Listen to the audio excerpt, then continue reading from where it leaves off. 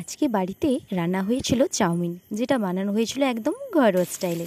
এটা বানাতে বেশি সময়ও লাগেনি আর বেশি খরচও হয়নি। বাড়িতে থাকা গুটি কয়েক জিনিস দিয়েই বানানো হয়েছিল। এটা বানানোর জন্য মামিমা আগে থেকেই চাউমিন সেদ্ধ করে রেখেছিল আর এদিকে আলু ও ডিমগুলো ভেজে রেখেছিল। এরপর কড়াইতে সামান্য পরিমাণ তেল দিয়ে তাতে চাউমিনগুলো বেশ কিছুক্ষণ ধরে ভেজে নিয়েছিল। এবার সেগুলো ভেজে নেওয়ার পর ওই একই কড়াইতে দিয়ে দিয়েছিল সামান্য পরিমাণ তেল।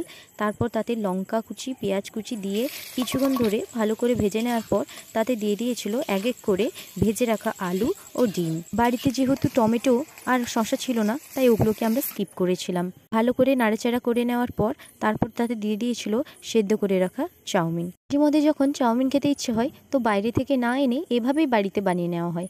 বাড়িতে যা কিছু থাকে সেগুলো দিয়েই বানানো হয়। এগুলো খেলে শরীরে ক্ষতি হয় না আর এগুলো স্বাদেও অসাধারণ। পরিমাণ মতো লবণ আর পরিমাণ মতো ম্যাগি মশলা, চাউমিন মশলা দিয়ে ভালো করে নাড়াচাড়া করে কিছুক্ষণ ধরে একটু কড়াইতে রেখে দিয়ে তারপর ওই চাউমিনগুলোকে তুলে নেওয়া হয়েছিল। বসেই মামিমা পাতে দিয়ে দিয়েছিল টমেটো সস।